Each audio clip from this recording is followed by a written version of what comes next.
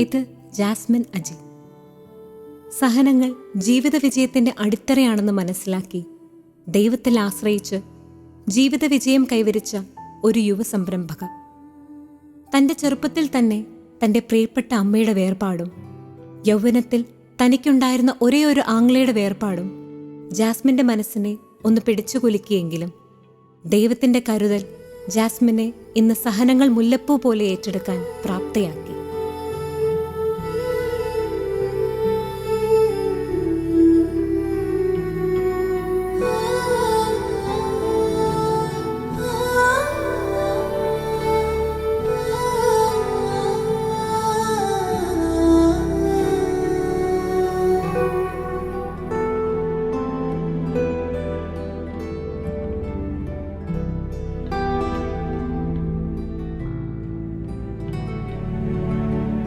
എങ്ങനെയുണ്ട് ജാസ്മിൻ? ഇപ്പം കുഴപ്പമില്ല ഡോക്ടർ. വേദനയൊക്കെ നന്നായിട്ട് കുറവുണ്ട്. മരുന്നൊക്കെ ഇടുന്നുണ്ടോ? മരുന്നൊക്കെ ഇടുന്നുണ്ട്. എല്ലാം കറക്റ്റ് ആയിട്ട് തന്നെ ചെയ്യുന്നുണ്ട്. ഒന്ന് തടയിക്കോ, നോക്കുവാണേ.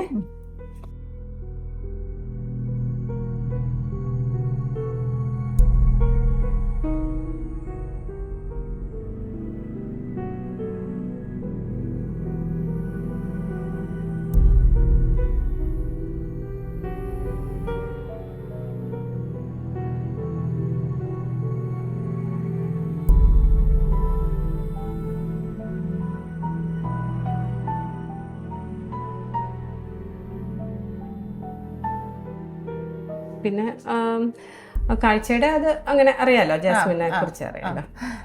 എന്നാൽ നമുക്ക് നെക്സ്റ്റ് 28ന് കാണാം.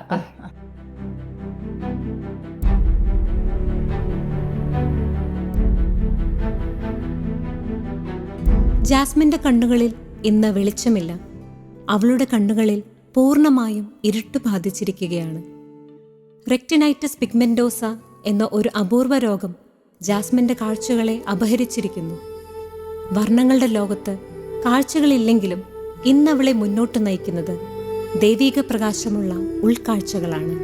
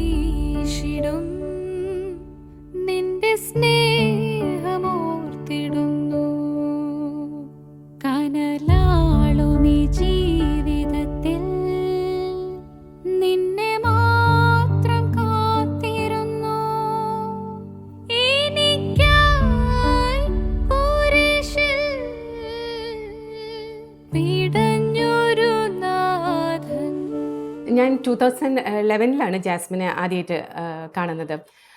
അതിനു മുമ്പ് ജാസ്മിൻ ഓൾറെഡി ശങ്കർ നേത്രാലയ ചെന്നൈയിൽ അത് ഡയഗ്നോസ് ചെയ്ത് ഞാൻ കാണുമ്പോൾ തന്നെ ഏകദേശം ഒരു സിവിയർ ബ്ലൈൻഡ്നെസ്സിലോട്ട് എത്തിയിട്ടുണ്ട്. ലൈറ്റ് പോലും കാണാൻ പറ്റാത്തൊരു സ്ഥിതിയിലാണ് ജാസ്മിനെ ഞാൻ ആദ്യം കാണുന്നത്. അപ്പോൾ ജാസ്മിനെ ഡയഗ്നോസ് ചെയ്ത ഡിസീസിൻ്റെ പേര് റെറ്റിനൈറ്റിസ് പിഗ്മെന്റോസ അഥവാ RP എന്ന് പറയും. ഈ റെറ്റിനൈറ്റിസ് പിഗ്മെന്റോസയിൽ സംഭവിക്കുന്നത് നമുക്ക് ഈ കണ്ണിനകത്തെ ഏറ്റവും ലൈറ്റ് സെൻസിറ്റീവ് ആയിട്ടുള്ള ഒരു നേത്രപടലമുണ്ട്, റെറ്റിന. ആ റെറ്റിനയിലുള്ള മൂലകോശങ്ങൾ, അതായത് റോഡ്സ്, കോൺസ് എന്നീ ഫോട്ടോ റിസെപ്റ്റേഴ്സ് ക്രമേണ നശിച്ചു വരും. അപ്പോൾ അത് യൂഷ്വലി അത് ഒരു ജനറ്റിക് ഡിസീസാണ്. കുറച്ച് ഹെറിഡിറ്ററി ഫാക്ടറും ഉണ്ട് അതിൽ. പക്ഷെ ജനിക്കുമ്പോൾ തന്നെ കാഴ്ചക്കുറവ് ആർക്കും വരുന്നില്ല. നമുക്കത് യൂഷ്വലി അതിൻ്റെ കാഴ്ചക്കുറവ് വരുന്നത് ഒരു 20s, ഏർലി 20s അല്ലെങ്കിൽ ഒരു ലേറ്റ് 20s പതുക്കെ നമ്മളത് അറിഞ്ഞു തുടങ്ങുന്നത്. ആദ്യം സൈഡിലെ വിഷൻ കുറഞ്ഞു വരുന്നു, ഒരു നൈറ്റ് വിഷൻ കുറഞ്ഞു വരുന്നു. അതിനുശേഷം ക്രമേണ കാഴ്ചക്കുറവ് കൂടിക്കൂടി വരാം. അപ്പോൾ ഇതിനൊരു സങ്കടകരമായ കാര്യം നമുക്കിതിനൊരു ഫലപ്രദമായ ചികിത്സാ വിധി ഇല്ലെന്നുള്ളതാണ്. അതിനൊരു ക്യൂർ കൊടുക്കാൻ പറ്റുന്നില്ല. ഇപ്പോൾ ഗവേഷണങ്ങൾ ലോകമെമ്പാടും നടക്കുന്നുണ്ട്, ജീൻ തെറാപ്പിയും കാര്യങ്ങളൊക്കെ. എന്നാലും അതിനൊരു ഫുൾ ട്രീറ്റ്മെൻറ്റ് എന്ന് പറയാൻ ഒന്നും തന്നെ ആയിട്ടില്ല. അപ്പോൾ ഡോക്ടേഴ്സിൻ്റെ റോൾ എന്ന് വെച്ചാൽ നമ്മൾ ശരിക്കും അവർക്കൊരു പ്രത്യാശ നൽകുകയും പിന്നെ അവർക്ക് അത് അതിജീവിക്കാനുള്ള കാര്യങ്ങൾ പറഞ്ഞു കൊടുക്കുകയും അവർക്ക് മുമ്പിലോട്ട് പോകാൻ അതിനെക്കുറിച്ചൊക്കെ മനസ്സിലാക്കുകയാണ് ഡോക്ടർമാരുടെ റോൾ ശരിക്കും ഇതിലുള്ളത്. അപ്പോൾ ഞാൻ 2011 ജാസ്മിനെ കാണുമ്പം എനിക്ക് ഈ റോളൊന്നും ജാസ്മിൻ്റെ അടുത്ത് എടുക്കേണ്ടി വന്നിട്ടില്ല. എപ്പോൾ ജാസ്മിനെ UP കണ്ടാലും നല്ല ചിരിച്ച് നല്ല ശാന്തതയോടെ സംസാരിക്കുന്ന ജാസ്മിനെയാണ് കാണുന്നത്. കൂടെ ഏറ്റവും സപ്പോർട്ടീവായിട്ട് അജി, ജാസ്മിൻ്റെ ഹസ്ബൻഡും കാണും. ജാസ്മിന് വീട്ടിൽ മോൻ്റെ കുറച്ച് പ്രോബ്ലംസൊക്കെ ഉണ്ടെങ്കിലും ജാസ്മിൻ ഒരു ഓൺടർപ്രൈനറാണ്, നിങ്ങൾക്കറിയാം, തൊഴിൽ ദാതാവാണ്. ഇതുപോലെ ഒരു ദൈവിക ചൈതന്യം നിറഞ്ഞാൽ മാത്രമേ ഇങ്ങനെ ഒരാൾക്ക് ഇതുപോലെ മുമ്പോട്ട് പോകാൻ പറ്റുള്ളൂ.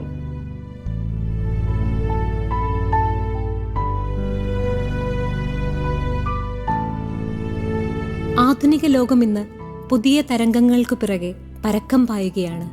എന്നാൽ ചുറ്റുമുള്ളവർക്ക് പ്രചോദനമേകുന്ന പുതിയ ഉൾക്കാഴ്ചയും വീക്ഷണങ്ങളും നൽകുന്നവർ ഇന്ന് വിരളമാണ്. ജീവിത പ്രതിസന്ധികളെ മറികടന്ന് ശാരീരിക ന്യൂനതകളെ അതിജീവിച്ച് ദൈവകരങ്ങളിൽ ആശ്രയിച്ചു മുന്നേറിയ ഒരു വീട്ടമ്മയുടെ ജീവിത സാക്ഷ്യങ്ങളിലൂടെയാണ് ഈ യാത്ര.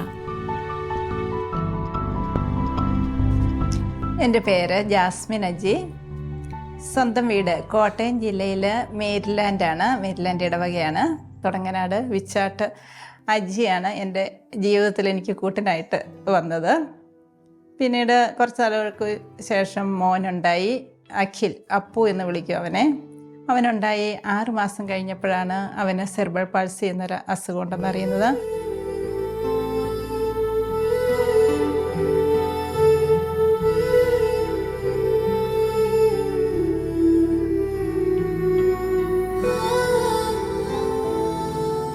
മോന് സെർബൽ പാൾസി എന്ന അസുഖം അറിഞ്ഞതിന് ശേഷം ഞങ്ങൾ ചെന്നൈയിൽ കുറച്ച് നാൾ ട്രീറ്റ്മെൻറ്റിന് 1.5 വർഷത്തോളം അവിടെ ട്രീറ്റ്മെൻറ്റ് താമസിച്ച് ചെയ്യേണ്ടി വന്നു.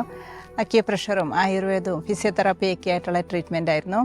ഞങ്ങൾ അങ്ങനെ ട്രീറ്റ്മെൻറ്റിന് പോയിക്കൊണ്ടിരുന്ന സമയത്ത് ബസ്സിന് പോകാനായിട്ട് പോയപ്പോൾ ഒരു പ്രാവശ്യം സൈക്കിളുകാർ സൈഡിൽ കൂടെ വന്ന്, തിരക്കേറിയ റോഡായിരുന്നു, സൈഡിൽ കൂടെ സൈക്കിളുകാർ വന്ന് എനിക്ക് പെട്ടെന്ന് മനസ്സിലാക്കാൻ പറ്റിയില്ല, എനിക്ക് തട്ടാനായിട്ട് വരുന്ന പോലെ. അപ്പോൾ അജി കണ്ടു. അജി എന്ന് ചോദിച്ചു, എന്ത് കണ്ടില്ല? അപ്പോൾ എനിക്ക് മനസ്സിലായില്ലായിരുന്നു.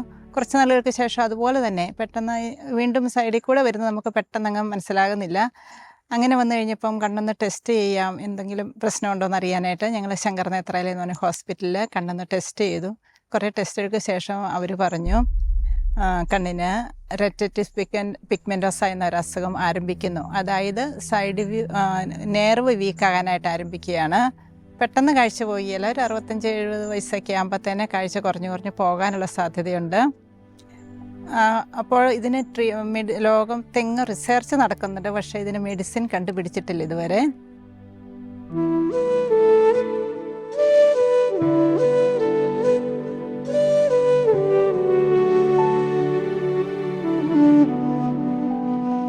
എൻ്റെ പേര് അജി. ഞങ്ങൾ താമസിക്കുന്നത് ഇടുക്കി ജില്ലയിൽ തൊടുപുഴയ്ക്കടുത്ത് തുടങ്ങനാട് എന്ന സ്ഥലത്താണ്. കൊച്ചിൻ്റെ ഒരു അസുഖമായി. ഇപ്പോൾ ജാസ്മിൻ്റെ കണ്ണിന് ബുദ്ധിമുട്ട് അങ്ങോട്ട് വന്നു. ഡോക്ടർ അത് കൺഫേം ചെയ്തു, അസുഖം ഭാവിയിൽ കാഴ്ച കുറയും സാധ്യതയുണ്ട് എന്ന്. ആ സമയത്ത് മനസ്സിന് ശരിക്കും നല്ലൊരു ബുദ്ധിമുട്ട് അനുഭവിച്ച സമയമാണ്. കാരണം കൊച്ചിൻ്റെ ട്രീറ്റ്മെൻറ്റ് നടക്കുന്നു. ഇപ്പോൾ ജാസ്മിൻ്റെ കണ്ണിന് കാഴ്ചയ്ക്ക് ഇങ്ങനെ ഒരു ബുദ്ധിമുട്ട് വന്നു കഴിയുമ്പോൾ ഞങ്ങളുടെ ജീവിതം ഇനി മുന്നോട്ട് എങ്ങനെ എന്നൊരു തോന്നൽ എനിക്കുണ്ടായി. പക്ഷേ ദൈവം അതിൽ നിന്ന് നമ്മളെ മനസ്സ് മടുക്കാതെ ഓരോ കാര്യങ്ങൾ പ്രത്യാശ തന്നുകൊണ്ടിരുന്നു. അതായത് കൊച്ചിനാണെങ്കിൽ കുറച്ച് നാളുകൾ ട്രീറ്റ്മെൻറ്റുകൾ കൊണ്ട് മാറ്റം വരുത്താൻ ഡോക്ടേഴ്സ് പറഞ്ഞു. അത് കഴിഞ്ഞപ്പോൾ ജാസ്മിൻ്റെ കണ്ണിൻ്റെ അസുഖമാണെങ്കിൽ അവർ 5 വർഷം ശേഷം മരുന്ന് കണ്ടുപിടിക്കും, അപ്പോൾ നമുക്ക് സാധാരണ കാഴ്ചയിൽ തിരിച്ചു വരാൻ സാധിക്കും. ഇങ്ങനെ ഒരു പ്രത്യാശ നമുക്ക് ആദ്യമേ തന്നെ നമുക്ക് കിട്ടിയായിരുന്നു. അപ്പോൾ നമ്മുടെ മനസ്സ് മടുക്കാതെ ഞങ്ങളങ്ങനെ ട്രീറ്റ്മെൻറ്റുകളായിട്ട് മുന്നോട്ട് പോയിക്കൊണ്ടിരുന്നു. ഇതിനിടയിൽ ഞാൻ ശാലോം TV നമ്മുടെ നവജീവൻ തോമസ് ചേട്ടൻ, കോട്ടയത്ത് നവജീവൻ ട്രസ്റ്റ് തോമസ് ചേട്ടൻ ഒരു ഇൻ്റർവ്യൂ കാണാനും കേൾക്കാനും ഇടയായി. അതിൽ തോമസ് ചേട്ടൻ പറഞ്ഞ ഒരു പ്രധാനപ്പെട്ട ഒരു കാര്യം എൻ്റെ മനസ്സിൽ ശരിക്കും പതിഞ്ഞു. സങ്കടപ്പെട്ടിരുന്ന എൻ്റെ മനസ്സിലേക്ക് ഒരു പുതു വെളിച്ചമാണ് തന്നത്. തോമസ് ചേട്ടൻ പറഞ്ഞ ഇതാണ്, തോമസ് ചേട്ടനൊരു മോളുണ്ട്, അത് വയ്യാത്ത മോളായിരുന്നു. അപ്പോൾ സ്വർഗത്തിലിരുന്നുകൊണ്ട് ഈശോ ഓർത്തു, ഇങ്ങനെ എനിക്കൊരു മോളുണ്ട്, ആ മോളെ ഞാൻ ആർക്ക് കൊടുക്കും? അപ്പോൾ ഈശോ ഓർത്ത് കോട്ടയത്ത് തോമസ് ചേട്ടൻ എന്ന് പറയുന്ന ഒരാളുണ്ട്, ആ തോമസ് ചേട്ടനെ ഏൽപ്പിച്ചാൽ കൂടുതൽ ഭംഗിയായിട്ട് ആ കൊച്ചിനെ നോക്കും. അപ്പം സന്തോഷത്തോടെ കൊച്ചിനെ തോമസ് ചേട്ടന് കൊടുത്തു. തോമസ് ചേട്ടൻ സന്തോഷത്തോടെ സ്വീകരിച്ചു.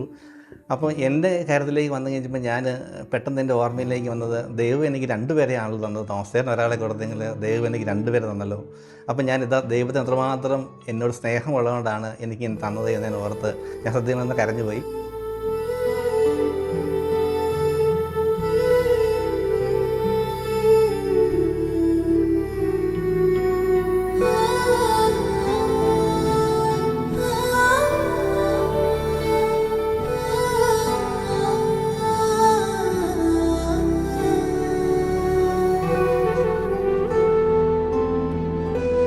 മകന്റെ ചികിത്സയ്ക്കായി ചെന്നൈയിലായിരുന്നപ്പോഴാണ് തൻ്റെ കണ്ണുകൾക്ക് കാഴ്ച നഷ്ടപ്പെടുന്നു എന്ന യാഥാർത്ഥ്യം ജാസ്മിൻ തിരിച്ചറിയുന്നത്. ഈ രോഗത്തിന് ഫലപ്രദമായ ചികിത്സാരീതി കണ്ടുപിടിച്ചിട്ടില്ല എന്നറിഞ്ഞപ്പോൾ ആ മനസ്സ് ഒന്ന് പതറി. പക്ഷേ തോറ്റുകൊടുക്കുവാൻ ജാസ്മിൻ തയ്യാറായിരുന്നില്ല. ഈ രോഗം മൂലം സ്നേഹനിധിയായ ഭർത്താവും രോഗിയായ മകനും ഒരിക്കൽ പോലും ബുദ്ധിമുട്ട് അനുഭവിക്കാൻ പാടില്ല എന്ന ഒരു തീരുമാനം അവൾ തൻ്റെ ഹൃദയത്തിൽ എഴുതിയിട്ടു. പിന്നീട് അങ്ങോട്ടുള്ള അവളുടെ ജീവിതയാത്ര ഉദ്വേഗം നിറഞ്ഞതായിരുന്നു. അതെ, ദൈവത്തെ കൂട്ടുപിടിച്ചുകൊണ്ടുള്ള ഒരു സാഹസിക യാത്ര. കാഴ്ച കുറയാൻ തുടങ്ങിക്കഴിഞ്ഞപ്പോൾ എന്നോട് പലരും ചോദിക്കും, ഇനി എൻ്റെ മോൻ്റെയൊക്കെ ജീവിതം എങ്ങനെയായിരിക്കും? മോന് ഇങ്ങനെ നടക്കാറൊന്നും ആയില്ലല്ലോ, എനിക്ക് കാണത്തില്ലാതെയും കൂടെ വന്നു കഴിഞ്ഞാൽ എങ്ങനെ ഒരു മുറിയിലായി പോകുമല്ലോ നമ്മുടെ എന്നുള്ള രീതിയിൽ ഇങ്ങനെ പറയും, നമ്മുടെ ജീവിതം മുന്നോട്ട് എങ്ങനെ കൊണ്ടുപോകും എന്നൊക്കെ പറയുമ്പോൾ നമ്മുടെ മനസ്സിലൊരു ഇത്തിരി വിഷമമൊക്കെ ഉണ്ടെങ്കിലും ഞാൻ ഒന്നും പറയാതെ, പക്ഷേ എൻ്റെ മനസ്സ് ആരെയും നമുക്ക് ബുദ്ധിമുട്ടിക്കാതെ മുന്നോട്ട് ഇതെങ്ങനെ തരണം ചെയ്ത് മുന്നോട്ട് പോകാം എന്ന് ഞാൻ ചിന്തിക്കുമായിരുന്നു. അതിന് വേണ്ടിയിട്ട് എപ്പോഴും പ്രാർത്ഥിക്കുകയും ചെയ്യുമായിരുന്നു. അങ്ങനെ കാഴ്ച കുറയാൻ തുടങ്ങിയ സമയത്ത് ഞാൻ കറിക്കൊക്കെ അരിയുമ്പം, പച്ചക്കറികളൊക്കെ അരിയുമ്പോൾ കണ്ണടച്ച് പിടിച്ച് പതുക്കെ ഒന്ന് അരിഞ്ഞു നോക്കി. പക്ഷേ അത് വലിയ പാടൊന്നുമില്ല. തേങ്ങ ചിരണ്ടുന്നത് കണ്ണടച്ച് പിടിച്ച് അങ്ങ് തേങ്ങ ചിരണ്ടി നോക്കും. ഇറച്ചി ഞുറുക്കുമ്പം നിലത്ത് കത്തി വെച്ചായിരുന്നു എന്നൊക്കെ ഞാൻ ഞുറുക്കിക്കൊണ്ടിരുന്നത്. അപ്പം കണ്ണടച്ച് പിടിച്ച് ഇറച്ചി ഞുറുക്കാനൊക്കെ തുടങ്ങി. അങ്ങനെ എല്ലാ പണികളും ഞാനിങ്ങനെ പ്രാക്ടീസ് ചെയ്ത് പോകുന്നു. അപ്പം വലിയ ബുദ്ധിമുട്ടില്ലാതെ നമുക്കതെല്ലാം ചെയ്യാൻ പറ്റുന്നുണ്ടായിരുന്നു. അങ്ങനെ 2011 കാഴ്ച മുഴുവനായിട്ടും പോയി. പക്ഷേ എനിക്ക് എൻ്റെ എല്ലാ പണികളും അടുക്കളയിൽ ചെയ്യാൻ സാധിക്കുമായിരുന്നു.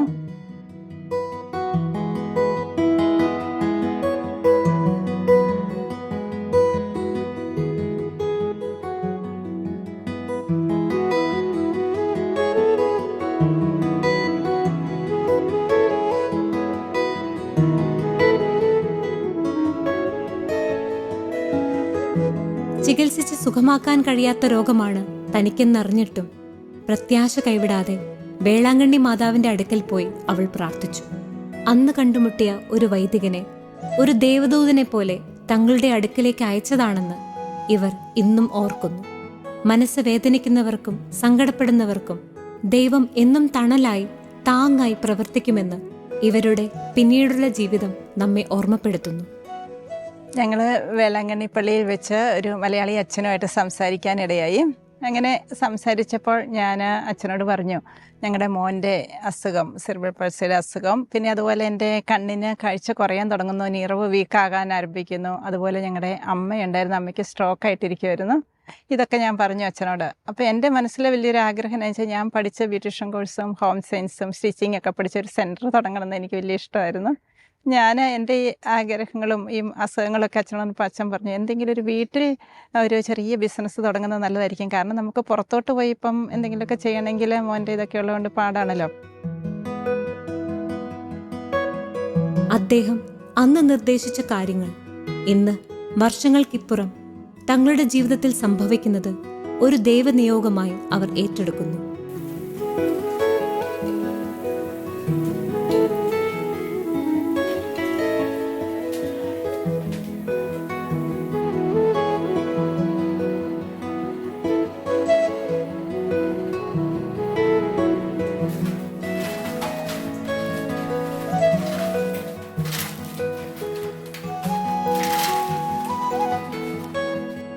ദൈവിക വെളിപ്പെടുത്തൽ എന്നോണം തങ്ങൾ ആരംഭിച്ച പലഹാര യൂണിറ്റിലൂടെ ദൈവകൃപയുടെ ഒരു ഒഴുക്ക് തന്നെ ജീവിതത്തിൽ ലഭിക്കാൻ ഇടയായി.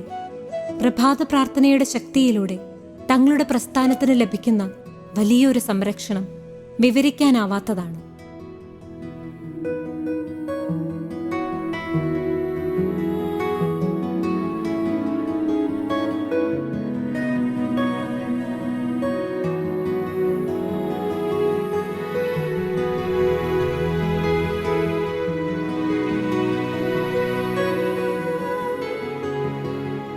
എൻ്റെ ഓരോ ദിവസത്തെയും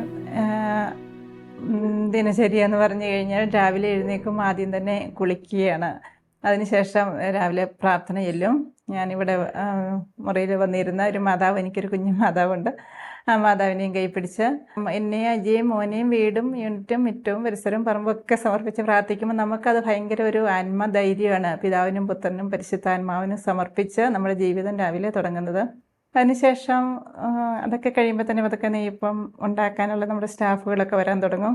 അപ്പോഴേക്കും പിന്നെ അവരുടെ കൂടെ കുഴയ്ക്കാനൊക്കെ ആയിട്ട് പോകും. അവിടെ ഞാനാണ് കുഴച്ച് കൊടുക്കുന്നത്. ഞാനിപ്പോൾ കുഴച്ച് കൊടുക്കുമ്പോഴും എപ്പോഴും പരിശുദ്ധാത്മാവിടെ കുഴയ്ക്കുന്ന സമയത്തൊക്കെ അവരോട് വർത്താനം എന്തെങ്കിലുമൊക്കെ പറയുകയും ചെയ്യുമ്പോൾ, അല്ലാത്തപ്പോഴെല്ലാം ഇങ്ങനെ കുഴയ്ക്കുന്ന സമയത്ത് നമ്മുടെ മനസ്സിൽ ഒരു പ്രാർത്ഥനയൊക്കെ ആയിട്ട് അതിന് ശേഷമാണ് അടുക്കളയിലെ ജോലികളിലോട്ട് രാവിലെ കയറുന്നത്.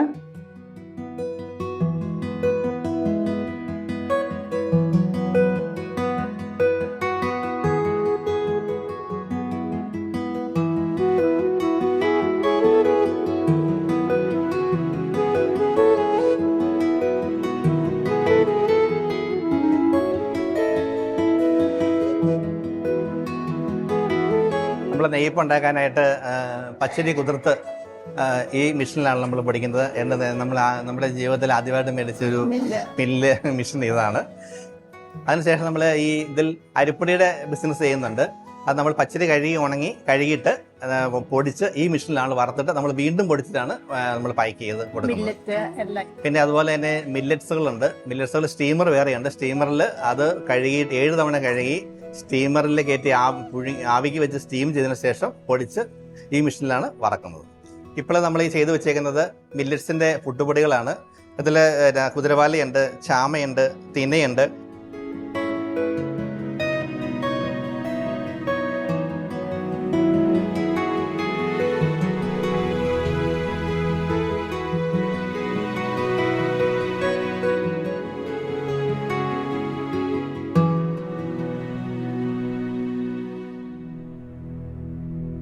നമ്മളിവിടെ ഉണ്ടാക്കുന്ന നെയ്യപ്പം പല രീതിയിലാണ് പാക്ക് ചെയ്യുന്നത്.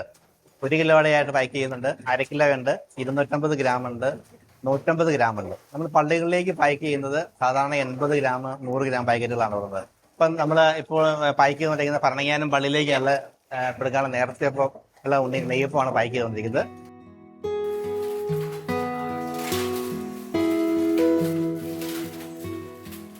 ചെറുതായി തുടങ്ങിയ നെയ്യപ്പ നിർമ്മാണ യൂണിറ്റ് ഇന്ന് 35ഓളം പേർക്ക് ജീവിതമാർഗം കണ്ടെത്താൻ ഇടയാക്കിയത് വിശുദ്ധ അൽഫോൻസാമയിലൂടെ ദൈവം നൽകിയ അനുഗ്രഹമാണെന്ന് ഇവർ ഉറച്ചു വിശ്വസിക്കുന്നു.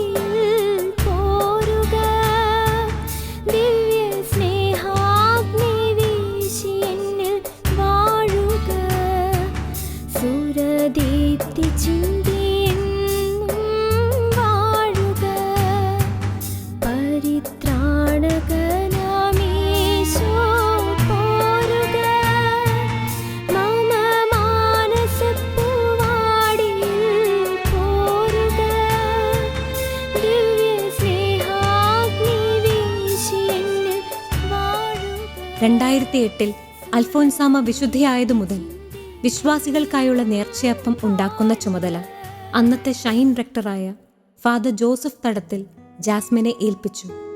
അന്നു മുതൽ ഇന്നുവരെ മുടക്കം വരാതെ കൃത്യമായി നേർച്ചയപ്പം എത്തിച്ചു നൽകാൻ ജാസ്മിനും സഹപ്രവർത്തകർക്കും സാധിക്കുന്നു എന്നുള്ളതും ദൈവത്തിന്റെ വലിയ കരുതലായി അവർ കാണുന്നു. വിശുദ്ധ അൽഫോൻസാമയെ 2008 ഒക്ടോബർ മാസം 12-ാം തീയതി വിശുദ്ധയായിട്ട് സഭ പ്രഖ്യാപിക്കുകയുണ്ടായി. അതേ തുടർന്ന് 2008 നവംബർ മാസം 9-ാം തീയതി ആ നാമകരണത്തിൻ്റെ ഇന്ത്യയിലെ ആഘോഷം ഭരണങ്ങാനത്ത് വെച്ച് നടത്തുകയുണ്ടായി. അൽഫോൻസാമ്മയുടെ തിരുനാളിന് വിശുദ്ധയായി പ്രഖ്യാപിക്കുന്നിടം വരെയും ഊട്ടുനേർച്ചയാണ് നടത്തിയിരുന്നത്. പക്ഷേ പിന്നീട് എല്ലാ ദിവസവും തിരുനാളാകുന്ന ഒരവസ്ഥ വന്നപ്പോൾ തീർത്ഥാടകരായി വരുന്നവർക്ക് നമുക്ക് എന്ത് കൊടുക്കുവാൻ സാധിക്കുമെന്ന് ചിന്തിച്ചപ്പോൾ പെട്ടെന്ന് മനസ്സിൽ വന്ന ഒരു കാര്യമാണ് നേർച്ചയപ്പം എന്നുള്ളത്. ആ അവസരത്തിൽ തന്നെയാണ് ഈ അപ്പൂസിൻ്റെ പേരിലുള്ള അപ്പവുമായിട്ട് പ്രിയപ്പെട്ട അജിയെ പരിചയപ്പെടുവാനായിട്ട് സാധിച്ചത്. അജിയും അജിയുടെ ജീവിത പങ്കാളി ജാസ്മിനും ചേർന്ന് നമുക്ക് നൽകിയിരുന്ന അപ്പം എപ്പോഴും വളരെ സ്വീകാര്യമായ രീതിയിൽ അവർ നൽകിയിരുന്നു. പിന്നെ അവരുടെ ജീവിതത്തെപ്പറ്റി പഠിച്ചപ്പോൾ തീർച്ചയായിട്ടും ഞങ്ങൾക്ക് ഒത്തിരി താല്പര്യം തോന്നിയൊരു ജീവിതമാണ് അവരുടേത്. അജി എപ്പോഴും ഞാൻ കാണുമ്പോഴൊരു സുസ്മേരവദനായ ചെറുപ്പക്കാരനായിരുന്നു. പക്ഷേ ഈ സുസ്മേരവദനായ ചെറുപ്പക്കാരൻ്റെ ജീവിതത്തിൻ്റെ പിറകിൽ നമ്മളൊക്കെ വേണമെങ്കിൽ സങ്കടങ്ങൾ എന്ന് വിളിക്കാവുന്ന ചില കാര്യങ്ങളുണ്ടെന്ന് എനിക്ക് മനസ്സിലായി. ഇന്ന് കേരളത്തിലെ പല ജില്ലകളിലും അറിയപ്പെടുന്ന എല്ലാ പള്ളികളിലും അവർക്ക് ഈ ഉൽപ്പന്നം കൊണ്ട് കൊടുക്കുവാൻ സാധിക്കുന്നു എന്ന് മാത്രമല്ല, അതിനെപ്പറ്റി യാതൊരു കംപ്ലൈൻറ്റും നമുക്ക് പറയുവാനില്ലാത്ത രീതിയിൽ അവർ നൽകുന്നു എന്നുള്ളതും വലിയ സന്തോഷം നൽകുന്ന കാര്യമാണ്. ഇന്ന് ഭരണങ്ങാനം കൂടാതെ മറ്റു നിരവധി തീർത്ഥാടന ദേവാലയങ്ങളിലും നേർച്ചയപ്പം ഉന്നത നിലവാരത്തോടെ ഉണ്ടാക്കി എത്തിച്ചു കൊടുക്കുവാൻ ജാസ്മിനെ ദൈവം ഒരു ഉപകരണമാക്കി എന്നുള്ളത് വിസ്മരിക്കാൻ ആവാത്ത ഒരു സത്യമാണ്. വിശുദ്ധ അൽഫോൻസാമ്മയുടെ അതിരറ്റ ഭക്തി പുലർത്തുന്ന പാലാരൂപതയിലെ തുടങ്ങനാട് ഇടവകയിലെ വളരെ നല്ല ഒരു കത്തോലിക്ക കുടുംബമാണ് അജിയും ജാസ്മിനും അഖിലും ഉൾപ്പെട്ട ആ ഭവനം.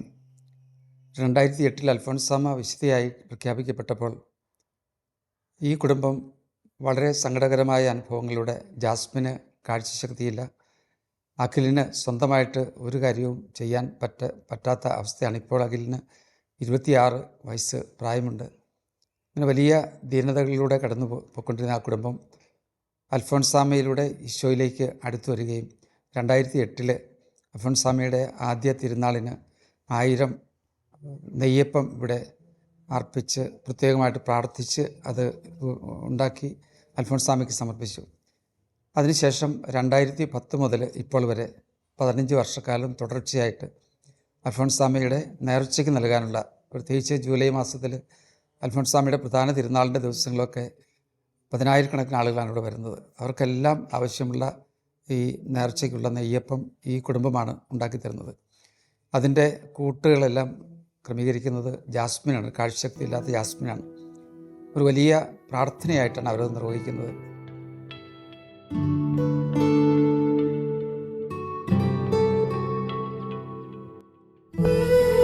തൻ്റെ ഈ ജീവിതാവസ്ഥയിലും തിരക്കുകൾക്കിടയിലും ജന്മനാ സെറിബ്രൽ പാൾസി ബാധിച്ച തൻ്റെ മകൻ അപ്പുവിൻ്റെ കാര്യത്തിൽ ഒരു കുറവും വരുത്താതെ ജാസ്മിനും അജിയും മുന്നോട്ട് കൊണ്ടുപോകുന്നു. തങ്ങളുടെ സാന്നിധ്യം അപ്പൂസിന് എപ്പോഴും ലഭിക്കത്തക്ക വിധമാണ് അവർ തങ്ങളുടെ ജീവിതത്തെ ക്രമീകരിച്ചിരിക്കുന്നത്. അഖിൽ അജി, ഇത് അപ്പായും അമ്മയെന്ന് പറഞ്ഞേ. അല്ല, ഒരു ചൂണ്ടിക്കാണിക്കാതെ ആരാ അപ്പാന്ന് പറഞ്ഞു? അപ്പാടെ പേര് പറഞ്ഞു കൊടുത്തേ. പേര് അപ്പാടെ പേര് അജി വിച്ചാട്ട. അമ്മയുടെ പേര് പറഞ്ഞു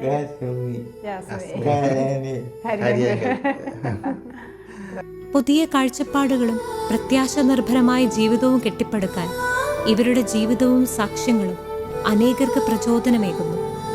കാഴ്ചയില്ലെങ്കിലും കാഴ്ചപ്പാടുകൾക്ക് പുതിയ നിറവും ഭംഗിയും നൽകുവാൻ ഇവർക്ക് കഴിയുന്നത് പ്രത്യാശ പകരുന്ന ദൈവത്തോട് ചേർന്ന് ജീവിക്കുമ്പോഴാണെന്ന് ഇവരുടെ സാക്ഷ്യത്തിലൂടെ നാം തിരിച്ചറിയണം. പാലാരൂപതയിലെ തുടങ്ങനാട് സെന്റ് തോമസ് ഫൊറോന ഇടവകയിലെ ഒരു കുടുംബമാണ് ഇച്ചാട്ട് അജിയുടെ കുടുംബം. 1.5 വർഷങ്ങൾക്ക് മുമ്പാണ് ഞാൻ ഈ ഇടവകയിൽ വികാരിയായിട്ട് സേവനം ചെയ്യുവാനായിട്ട് കടന്നു വന്നത്.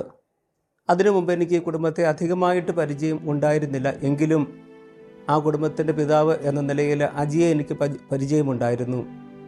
കാരണം ഭരണങ്ങാനം അൽഫോൻസ ഷൈൻ്റെ അഡ്മിനിസ്ട്രേറ്റർ എന്ന നിലയിൽ സേവനം അനുഷ്ഠിച്ചുകൊണ്ടിരുന്ന കാലഘട്ടങ്ങളിൽ ഈ തുടങ്ങനാട്ടിൽ നിന്നുമായിരുന്നു ഉണ്ണിയപ്പം അൽഫോൻസ തീർത്ഥാടന കേന്ദ്രത്തിൽ എത്തിച്ചിരുന്നത്. അന്ന് എല്ലാവർക്കും ഏറ്റവും രുചികരമായിട്ട് ആസ്വാദികരമായിട്ടുള്ള ഉണ്ണിയപ്പമായിരുന്നു. മറ്റ് പലതിനേക്കാളും ഉപരിയായിട്ട് എല്ലാവരും ഇഷ്ടപ്പെട്ടിരുന്ന ആ അപ്പം എവിടെ നിന്നാണെന്ന് മനസ്സിലാക്കിയപ്പോൾ അതിനെ കൂടുതൽ മനസ്സിലാക്കുവാനുള്ള സാഹചര്യം തുടങ്ങനാട്ട് വന്നപ്പോഴാണ് എനിക്ക് ലഭിച്ചത്. തുടങ്ങനാട്ട് വികാരിയായി എത്തിച്ചേർന്നപ്പോൾ ഞാൻ അവരുടെ ഭവനം സന്ദർശിക്കുകയും ആ വക കാര്യങ്ങൾ കൂടുതൽ മനസ്സിലാക്കുകയും ചെയ്തപ്പോൾ ഒരുപക്ഷെ കൂടുതൽ വേദന തോന്നിക്കുന്ന അനുഭവങ്ങളാണ് എനിക്കവിടെ തോന്നിയത്. കാരണം ജാസ്മിൻ എന്ന ആ കുടുംബിനി കണ്ണിന് കാഴ്ചയില്ലാതെ അതിൻ്റെ പരിമിതികൾ നിൽക്കുന്നു. അവരുടെ ഏകമകൻ അഖിൽ ശാരീരികമായിട്ടുള്ള ന്യൂനതകളിൽ വിഷമിക്കുന്ന ഒരു പശ്ചാത്തലത്തിലാണ് ഈ സംരംഭം അവർ നടത്തിക്കൊണ്ടിരിക്കുന്നത്. സഹനങ്ങൾ ദൈവത്തിൻ്റെ കാരുണ്യമാണ്, സ്നേഹമാണെന്ന് അൽഫോൻസാമ്മ പഠിപ്പിക്കുമ്പോൾ ഈ കുടുംബവും നമുക്ക് നൽകുന്ന മാതൃകയും സാക്ഷ്യവും ഈ സഹനങ്ങൾ ദൈവത്തിൻ്റെ കാരുണ്യവും ദൈവത്തിൻ്റെ സ്നേഹവും ദൈവത്തെ കൂടുതൽ അടുത്തറിയുവാനായിട്ട് ദൈവം നമുക്ക് നൽകുന്ന അവസരങ്ങളായിട്ട് മനസ്സിലാക്കുകയാണ്. ആ കുടുംബത്തിൻ്റെ എല്ലാ കാര്യങ്ങളിലും ആ ജാസ്മിനോടൊപ്പം കുടുംബനാഥയോടൊപ്പം യോസഫ് പിതാവിനെ പോലെ കൈപിടിച്ച് നടത്തുന്ന കുടുംബനാഥനായ അജി, ഉണ്ണിമിശിഹായെപ്പോലെ ആയിരിക്കുന്ന ശാരീരിക ന്യൂനതകളുണ്ടെങ്കിൽ പോലും അവിടെ ഒരു ദൈവത്തിൻ്റെ പ്രത്യേകമായിട്ടുള്ള വിളിയുള്ള കരുതലുള്ള ഒരു മകനെ പോലെ ആയിരിക്കുന്ന അഖിലെന്ന മകനും ആ കുടുംബം ഈ കാലഘട്ടത്തിൻ്റെ ഒരു സാക്ഷ്യമായിട്ട് അനുഗ്രഹമായിട്ട് എനിക്ക് തോന്നുകയാണ്. നമ്മുടെ ജീവിതം പറഞ്ഞു കൊടുക്കുമ്പോൾ ഇങ്ങനെ മോട്ടിവേഷൻ ക്ലാസ് പോലെ എടുക്കാൻ പറഞ്ഞു കൊടുക്കുമ്പോൾ ഒത്തിരി പേർക്ക് അതൊരു പ്രചോദനമായിട്ട് ജീവിതത്തെ മുന്നോട്ട് കൊണ്ടുപോകാൻ ഒരു പ്രചോദനമായിട്ട് മാറുന്നത് നമുക്ക് വളരെയേറെ സന്തോഷമുണ്ട്. അത് ഞങ്ങളുടെ ഒരിക്കലും ഒരു കഴിവായിട്ട് അല്ല, ദൈവം കൊണ്ടു നടക്കുന്നതായിട്ടും മാതാവ് കൈപിടിച്ച് നടത്തുന്നതായിട്ടാണ് ഞാൻ വിചാരിക്കുന്നത്.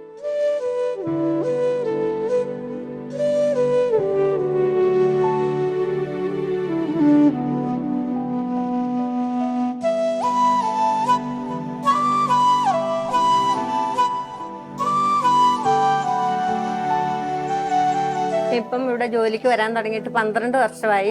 ഇവിടെ വരുന്നതിൽ ഏറ്റവും കൂടുതൽ സന്തോഷം എന്ന് വെച്ചിട്ടുണ്ടെങ്കിൽ മുതലാളി തൊഴിലാളി വേർതിരിവില്ല. പിന്നെ പ്രത്യേകിച്ച് ഞങ്ങളുടെ കൊച്ച് ഞങ്ങൾക്ക് എല്ലാ കാര്യത്തിനും ഭയങ്കര സ്നേഹം, സന്തോഷം. പിന്നെ ഞങ്ങളുടെ ഒരു കുടുംബം പോലെയാണ് ഞങ്ങളിവിടെ എല്ലാവരും കഴിയുന്നത്. ഇവിടെ ഒത്തിരി തിരക്കുള്ള സമയങ്ങളിൽ 10-35 പേരൊക്കെ ജോലി ചെയ്യുന്നുണ്ട്. ഞങ്ങളെല്ലാവരും ഒരുപോലെ തന്നെ സന്തോഷമായിട്ട് പോകുന്നു. പിന്നെ പ്രത്യേകിച്ച് മാഡത്തിന്റെ പ്രാർത്ഥനയിൽ ഞങ്ങളുടെ എല്ലാ ഭവനങ്ങളും സമർപ്പിച്ചാണ് മാഡം പ്രാർത്ഥിക്കുന്നത്. അതൊക്കെ ഞങ്ങൾക്ക് ഭയങ്കര ഒരു അനുഗ്രഹമാണ്. പിന്നെ ഞങ്ങൾക്ക് ഇവിടെ ജോലി ചെയ്യാൻ പറ്റിയത് ഏറ്റവും വലിയ അനുഗ്രഹം. ഇത്രയും വിശുദ്ധന്മാർക്കൊക്കെ ഒരു ഈ സംഭവം ഉണ്ടാക്കി കൊടുക്കുക എന്നുള്ളത് ഞങ്ങളുടെ ഒരു സന്തോഷം. പിന്നെ ഞങ്ങളുടെ സാമ്പത്തിക കാര്യത്തിലൊക്കെ മാഡത്തിന് ഞങ്ങളോട് നല്ല ഭയങ്കര ശ്രദ്ധയാണ്. ആവശ്യമില്ലാതെ പണം ചെലവഴിക്കാനോ മറ്റു കാര്യങ്ങൾക്കൊന്നും മാഡം സമ്മതിക്കത്തില്ല. ഇവിടെ വന്നത് പിന്നെ ഞങ്ങൾക്ക് ഒത്തിരി നേട്ടങ്ങളുണ്ട്. ഏതു പ്രതിസന്ധികളിലും കുടുംബാംഗങ്ങൾ തോളോട് തോൾ ചേരുമ്പോഴാണ് അവയെ അതിജീവിക്കാൻ ശക്തി ലഭിക്കുന്നത്. ജാസ്മിന്റെയും അജിയുടെയും കുടുംബാംഗങ്ങൾ നൽകുന്ന എല്ലാവിധ സപ്പോർട്ടുകളും അവരുടെ സജീവ സാന്നിധ്യവും അവർക്ക് എന്നും ഒരു മുതൽക്കൂട്ടാണ്. മുന്നോട്ടുള്ള ജീവിതത്തിന് കൂടുതൽ കരുത്തേകുന്നതുമാണ്. ജാസ്മിന് തന്റെ ജീവിത പങ്കാളി അജിയുടെ നിർലോഭമായ സഹകരണവും കരുതലും ജീവിതത്തിന്റെ എല്ലാ മണ്ഡലങ്ങളിലും കരുത്തായി മാറുന്നു. സ്നേഹസമ്പൂർണമായ സമീപനങ്ങൾ ഏത് തടസ്സത്തെയും മറികടക്കാൻ കഴിയുന്നതാണെന്ന തിരിച്ചറിവും ഇവർ നമുക്ക് നൽകുന്നുണ്ട്. ജാസ്മിനെ എനിക്ക് കാണുമ്പോൾ ഞാൻ എപ്പോഴും ഓർക്കുന്ന ഒരു ദൈവവചനമുണ്ട്. മത്തായിയുടെ സുവിശേഷം 5-ാം അധ്യായം 14 മുതൽ 16 വരെയുള്ള വാക്യങ്ങൾ. അത് പറയുന്നു, you are the light of the world.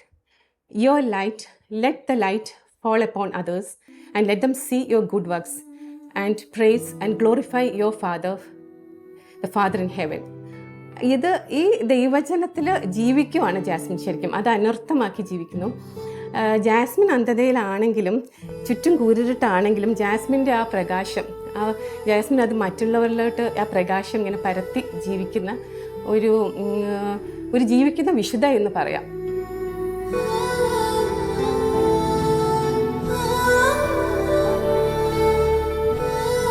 പ്രതീക്ഷയും പ്രത്യാശയും നഷ്ടപ്പെട്ടുകൊണ്ടിരിക്കുന്ന ഈ ലോകത്തിൽ സുവിശേഷമാണ് ഇവർ ഇവിടെ പങ്കുവെക്കുന്നത്. ഏതു പ്രശ്നങ്ങളെയും ദൈവത്തോട് ചേർന്ന് നിന്ന് നേരിടുമ്പോൾ പ്രതീക്ഷയുടെ വാതായനങ്ങൾ നമുക്കായി തുറക്കുന്ന ഒരു ദൈവത്തെ നമുക്ക് കണ്ടുമുട്ടാനാകും. പ്രത്യാശാനിർഭരമായ ജീവിതത്തിൻ്റെ ഉടമകളാകാനും ദൈവം നമ്മെ അനുഗ്രഹിക്കും. പുതിയ കാഴ്ചപ്പാടുകൾ ഉണ്ടാകട്ടെ, കാഴ്ചകൾ ഉണ്ടാകട്ടെ.